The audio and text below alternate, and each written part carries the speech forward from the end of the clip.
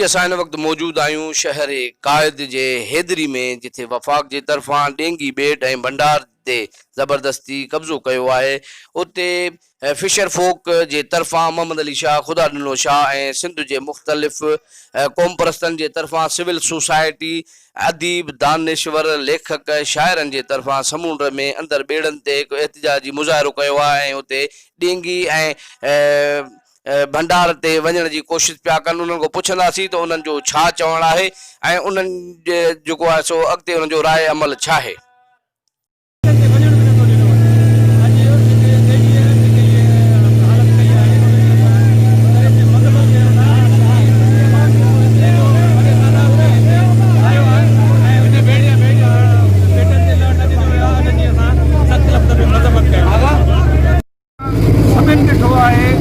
सब क़ौम परस्त दुरियूं दानिश्वर अदीब सभु इन नुक़्ते ते जेके से गॾु आहिनि। हाणे जेको अवाम इहो चवंदो त क़ौम परस्त पाण में गॾु नथा थियनि, उन्हनि खे त हाणे सभिनी क़ौम परस्तनि सां गॾु थियणु खपे। जॾहिं त क़ौम परस्त पंहिंजा लीसा विसारे सिंध जी मालिकी जे लाइ, सिंध जी धरती जे मालिकी जे लाइ, उनजे ॿेटनि जी मालिकी जे लाइ पाण सभु कठा थिया आहियूं। सॼी सिंध खे सरापा एहतिजाज थियणु खपे ऐं सभिनी क़ौम परस्तनि खे सपोर्ट करणु खपे त जीअं असां पंहिंजी धरती बचाए सघूं।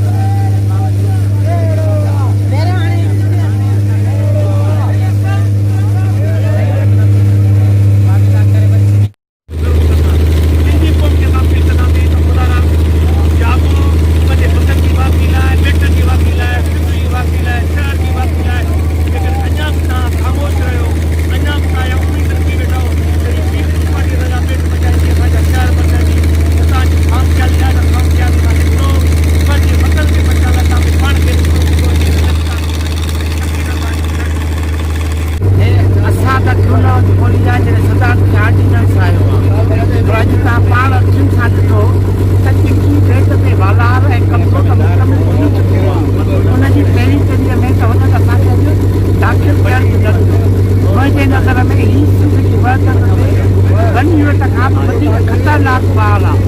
1 मिनट में सिंध में हुन पाकिस्तानी हिते सिंध जा बेट, सिंध जो संत, सिंध खां खसे अलॻि कयो पियो वञे। ॾाढ जे ज़ोर ते, छपड़ जे ज़ोर ते मां सलाम थो पेश कयां सिंध जे माई कीरनि खे, इब्राहिम जे माई कीरनि खे, फिशर फोक फोरम खे, इंडिजिनस राइट्स फोरम वारनि खे, सिंध जी समूरी खे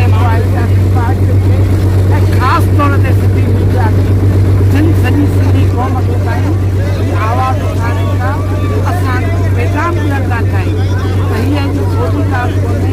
हिन वालार खे ख़तमु करण लाइ सिंधी क़ौम खे मुकमल तौर ते मुतहद थी हिन ॾिठी बेट जो कब्ज़ो फौरी तौर ते छॾाइण। जी नाज़रीन, तव्हां फिशर फोक ऐं सिंध जे क़ौम परस्तनि जूं, अदीब, दानिश्वर, लेखक, शाइरनि जूं ऐं सिविल सोसाइटी जे माण्हुनि जूं ॻाल्हियूं ॿुधियूं। उनजो चवणु हुयो त असांखे डेंगी बेट ऐं भंडार ॾे वञणो न ॾिनो वियो, नेवी जे तरफ़ां रोक कई वई ऐं असांखे ज़बरदस्ती पोइ ते मोटायो वियो।